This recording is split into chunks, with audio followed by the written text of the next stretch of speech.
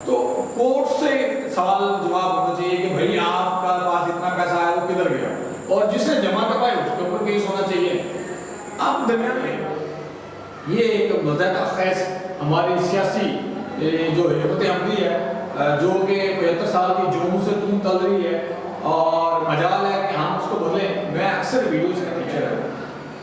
وہ لاہور کی سڑکوں کے اوپر ذلیل ہو رہے ہیں، ڈنڈے کھا رہے ہیں، اور جس طرح کراچی کے اندر شیلنگ ہوئی تھی، اور لگتا یہ اب یہ دنیا کے کسی بھی ملک کے اندر جو ہے نا ایسا نہیں ہوتا کہ اگر ایک سیاسی ہلچل ہے اور پھر اس کے اندر انٹرونشن کی۔ خان صاحب نے جو نکاح کیا تھا محترمہ پنکی صاحبہ کے ساتھ، سوری ان کا نام تو کچھ اور ہے لیکن پنکی نکل گیا، تو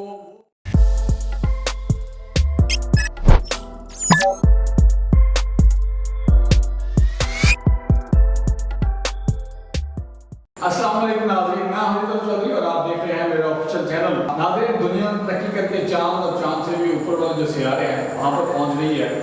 اور ہم 75 سالوں سے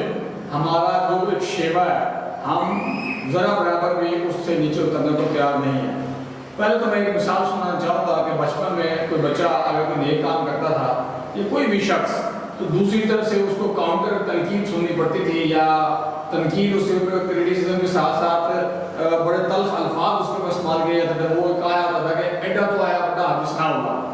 تو آج وہ جو مثال ہے وہ حقیقت میں عملی جامعہ کو پہنچ چکی ہے۔ ہمارے محترم موجودہ جو وزیر اعظم ہیں میاں محمد شہباز شریف صاحب نے کہا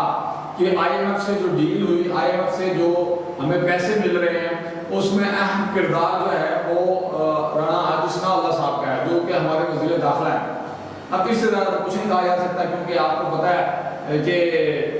پچھلے جمعے کسی کو چابی والا کھلونا کہا گیا تو اس کے اوپر ایف آئی آر ہو گئی، اور آپ کو پتہ ہے کہ چابی والا کھلونا صرف اور صرف ایک خاص قسم کی مذہبی جماعت کو کہا جاتا ہے۔ اب اس کا نام بھی نہیں لے سکتے، دوسرا پرچہ بھی ہو سکتا ہے۔ اب جو سب سے بڑی مضحکہ خیز خبر ہے اور بات ہے وہ یہ ہے کہ گلگت بلتستان کی جو پروونشل اسمبلی ہے اس میں ٹوٹل 33 سیٹیں ہیں۔ 33 میں سے جو 22 سیٹیں اکثریتی جماعت وہ تھی پی ٹی آئی کے پاس، 4 جو ہے وہ پیپلز پارٹی کے پاس تھی، اور 3 مسلم لیگ کے پاس تھی۔ اب اس میں سے پہلے وہاں کے وزیر اعظم کو جعلی ڈگری کی بنیاد پہ نائل کیا گیا، اسمبلی سے باہر نکالا گیا، پھر اسمبلی کے اوپر سیکورٹی فورسز نے گلگت بلتستان کی اس کے اوپر قبضہ جمایا، اور جو اسمبلی کے ورکرز تھے یا اسمبلی اسٹاف تھا اس کو باہر نکال پھینکا، جس طرح کے چوروں کے گھر جب ڈاکو پڑتے ہیں تو ان کے ساتھ کیسا کیا جاتا ہے۔ اور اب پھر جو فارورڈ بلاک بنایا گیا اس میں سے ایک تھے پی ٹی آئی کے ہی خاص شخص۔ پہلے تو انہوں نے کل رات تک خان صاحب نے الیکشن سے بائیکاٹ کا اعلان کیا، اور آج اسمبلی میں پہنچے اور 19 ووٹ حاصل کر لیے، اور یہ ایک مضحکہ خیز ہماری سیاسی جو حکمت عملی ہے جو کہ 75 سال کی جون سے تون تل رہی ہے، اور مجال ہے کہ ہم اس کو بدلیں۔ میں اکثر ویڈیوز کے اندر کہتا ہوں کہ اگر ہم اپنے رویے کو نہیں بدلیں گے، ہماری بیوروکریسی جو اس کے اندر ہر بار واپس ہوتی ہے، اگر وہ اپنے رویے کو نہیں بدلے گی تو اسی طرح چلتا رہے گا، اور ان کو رویے کو بدلنے سے کوئی فرق نہیں پڑتا، کیونکہ یہ بھی کہا جاتا ہے کہ آئی ایم ایف کے جو پیسے ڈالرز میں آتے ہیں اس سے 90% عوام کو کوئی لینا دینا نہیں ہے، اور جو پیچھے 10% عوام رہتی ہے جس کو اس 90 جو ڈالرز آتے ہیں اس سے فائدہ ہوتا ہے، اس کو عوام اور قوم سے کوئی لینا دینا نہیں ہے۔ اس طرح کی صورتحال ہے۔ پھر جو آپ کی قوم کے معمار ہیں، جو آپ کی قوم کو سنوارتے ہیں، نکھارتے ہیں اور آسمان کی بلندی تک لے کر جاتے ہیں، ان کو کہا جاتا ہے استاد محترم، روحانی والدین، ماں باپ، یعنی کہ استاد کرام، میل ہے، فیمیل ہے، استاد ہے، ٹیچر ہے،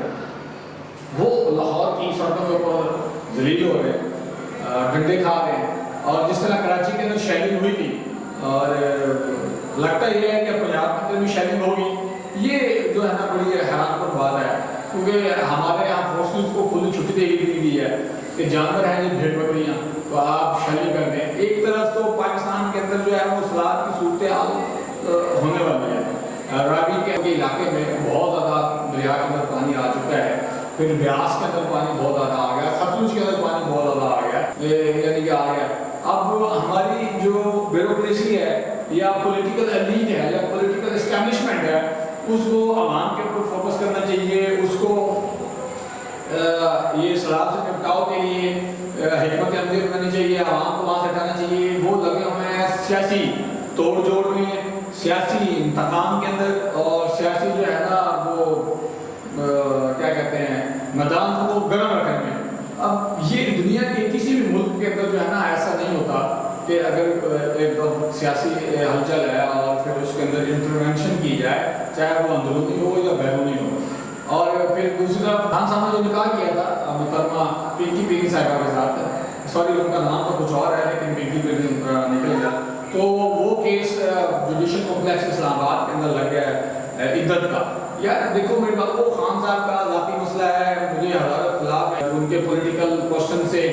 तो अब क्या उसका केस कर देना चाहिए? आपका जो केस बनता है आप वो केस करें, आप उसकी ज़ाती मामले पर केस करते हैं, आवाम की टेंशन डाइवर्ट कर रहे हैं। ये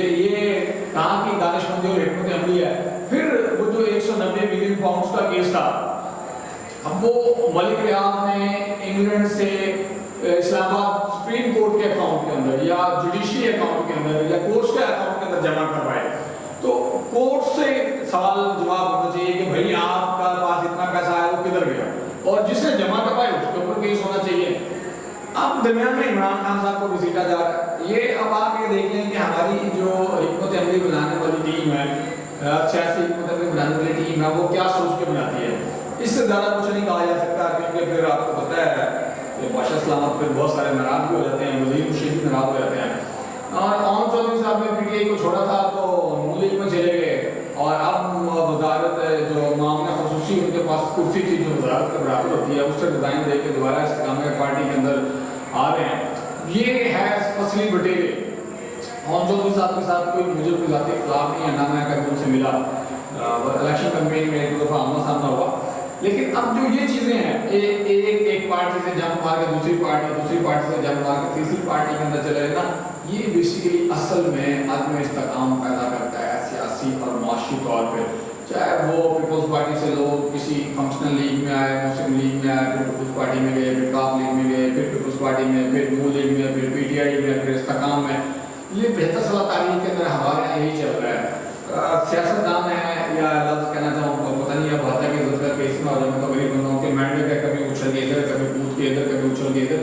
ये सिलसिला हमारे अंदर तक नहीं थमता। और फिर हमारी कौम, हमारी यूथ जो है, जब तक ये सारे सियासी मामला को समझेगी, सियासी तारीख को नहीं पढ़ेगी, कुरान पाक के अंदर जो सियासी हिकमत अमली दी गई है वो नहीं पढ़ेगी, तो इसी तरह जलील होती रहेगी, जूते खाती रहेगी, जिस तरह हमारे फासिल जूते खा रहे हैं। वे इजाज़त दीजिए, बहुत शुक्रिया, अल्लाह।